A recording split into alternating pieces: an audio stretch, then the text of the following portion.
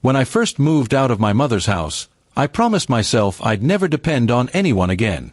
Growing up, she always favored my younger brother, Ryan. He was spoiled, reckless, and never took responsibility for anything. I was the quiet one, the one who worked hard, saved money, and stayed out of trouble. When I finally landed a stable job as an engineer, I thought maybe, just maybe, I could build a peaceful life. But peace was the last thing my family had in mind. 4 years, I kept my income private. I lived modestly, no luxury cars, no fancy vacations, no bragging. My mom always assumed I was just getting by, and that kept things calm. But everything changed when my company announced me as one of the top-performing employees in a public article. The post mentioned my salary range. Within 2 days, my phone started buzzing with messages from relatives, and then finally, from Mom.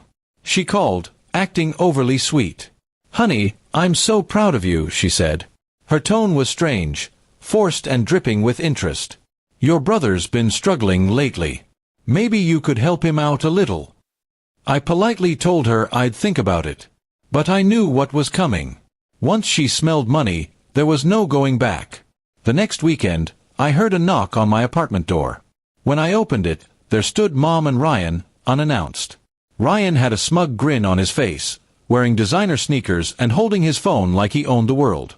Mom gave me a quick hug before her eyes started scanning my place. "Nice place," she said, clearly assessing its worth. "You must be doing really well." They didn't waste time. After some awkward small talk, Mom sighed dramatically and said, "Your brother needs some help. His car broke down, and he's been under a lot of stress. You're the only one who can help right now." I looked at Ryan, who was scrolling through social media, completely uninterested in the conversation. "How much are we talking about?" I asked. "Just a few thousand," Mom said casually, as if that was pocket change. "You make plenty now, don't you?" I felt my jaw tighten. "Mom, Ryan is 26. He's had 5 jobs in 2 years and quit every single one. I'm not going to keep paying for his mistakes." Her eyes flashed with irritation. "You're being selfish," she snapped.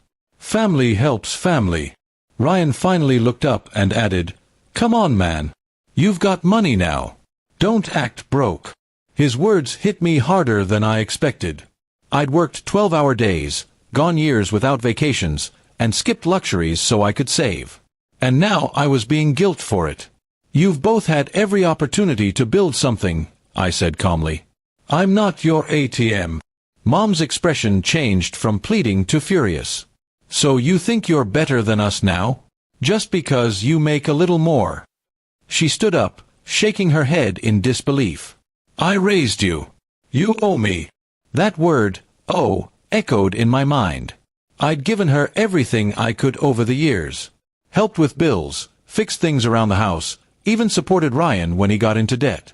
Yet somehow, it was never enough. I took a deep breath. "Mom, I love you. But you've always taken my hard work for granted. I can't keep paying for Ryan's laziness." Ryan rolled his eyes. "Forget it, Mom. He's just being stingy." He grabbed his jacket and stomped toward the door. Mom hesitated for a moment before following him, muttering something about how ungrateful I was. The apartment fell silent after they left. I sat down, feeling both relieved and heartbroken. 4 years, I dreamed of earning enough to make Mom proud, to give her a better life. But now I realized she didn't want my success, she wanted control over it. A few weeks passed without hearing from them. Then one afternoon, Mom called again, her tone softer this time. "I shouldn't have come that way," she said. "But Ryan really is in trouble now.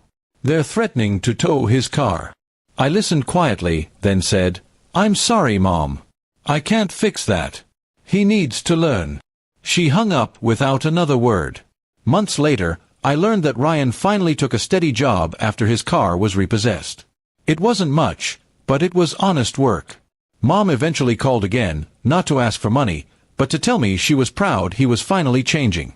"You were right," she admitted. "Maybe he needed to fall to stand up."